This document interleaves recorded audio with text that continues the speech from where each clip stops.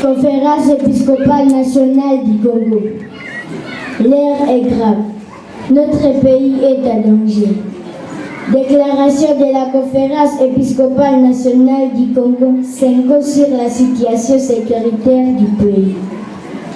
Nous, archevêques et évêques, membres de la Conférence épiscopale nationale du Congo, Sengo, réunis en assemblée plénière extraordinaire en Kinshasa, du 7 au 9 novembre 2022, préoccupés par la dégradation de la situation sécuritaire de notre pays, émus par notre mission prophétique, tirant la sonnette d'alarme sur les dangers que court notre pays et sur la responsabilité de nous tous pour y faire face.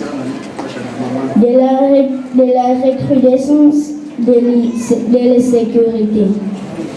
Depuis le 13 juin 2022, certaines localités dans le Nord Kivu, notamment Bunagana, Rutshuru et Kiwanja, sont de nouveau successivement occupées par les rebelles du M23 avec, selon les sources fiables, l'appui militaire du Rwanda, voire de l'Ouganda.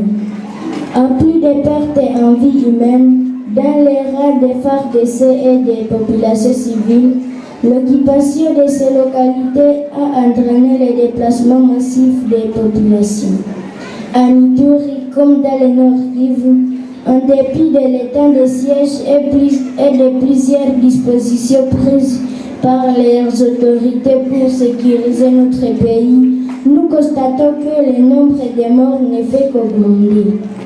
Malheureusement, la communauté internationale et les organisations régionales qui disposent de leviers pour faire justice au peuple congolais affichent une attitude hypocrite qui révèle une certaine complicité. En ce moment où nous avons besoin de renforcer la cohésion nationale pour faire face aux ennemis de notre pays, nous assistons dans la partie ouest, précisément dans les territoires de Kwamouch et de Bagata, à un conflit foncier intercommunautaire de grande ampleur opposant les TEC et les non-TEC, majoritairement Yaka, qui ont toujours vaincu en harmonie. Des centaines de personnes y ont perdu la vie et beaucoup sont contraints à l'errance et vivent dans des conditions dramatiques. Curieusement, cette situation perdure malgré le déploiement des forces de l'ordre sur terrain. Dans le Congo central, notamment en Kimbagu, en Banzagungu et à Sonabata, beaucoup de nos compatriotes sont déguerpis de leur village, leur habitation détruite et, plus grave encore, leurs cimetières profanés parce que leurs terres sont vendues au mépris de leurs droits à des personnes étrangères non autrement identifiées. Hélas, les camps du genre se retrouvent en plusieurs endroits dans notre pays.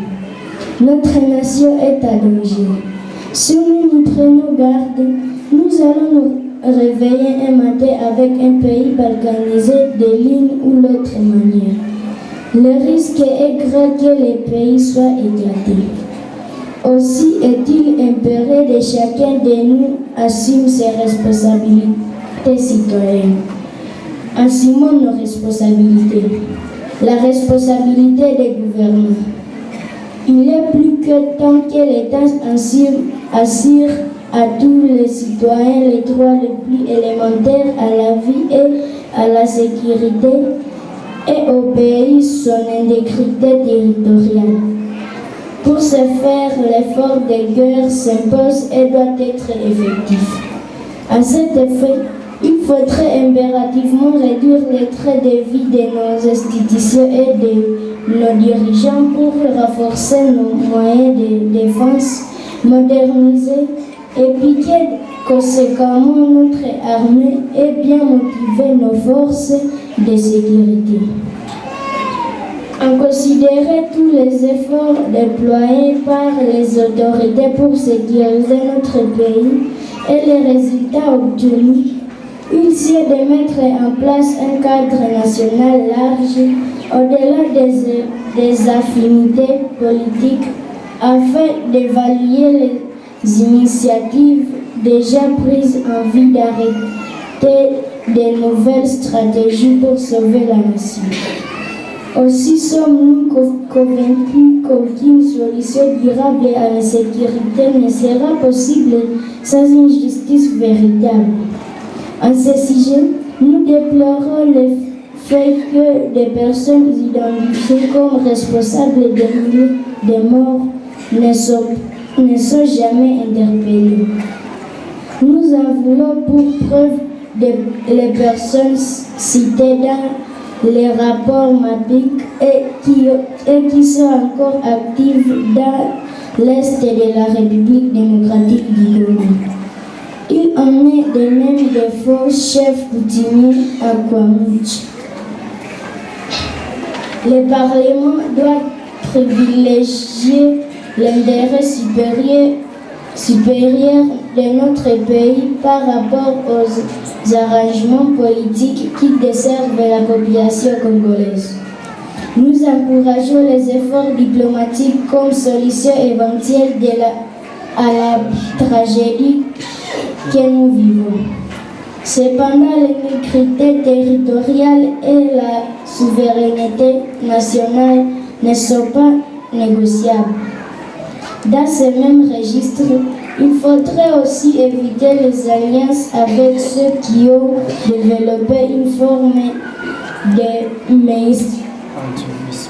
mercantilisme militaire ayant comme vraie motivation le pillage des ressources naturelles de la République démocratique du Congo et l'occupation de ces terres. Il y a extrême nécessité de répondre de manière urgente aux besoins des personnes déplacées qui, jusque-là, ne sont pas suffisamment assistées. La responsabilité des acteurs politiques de l'opposition. L'heure est grave. Notre pays et la défense de notre patrie ne doivent pas être laissés au seul gouvernement. En ce moment crucial, faites taire les divergences politiques et réunissez les efforts pour être plus forts face à l'ennemi. La responsabilité des FARDC. La situation actuelle de notre pays exige de nos vaillants soldats un sens élevé de patriotisme, de fidélité et de sacrifice.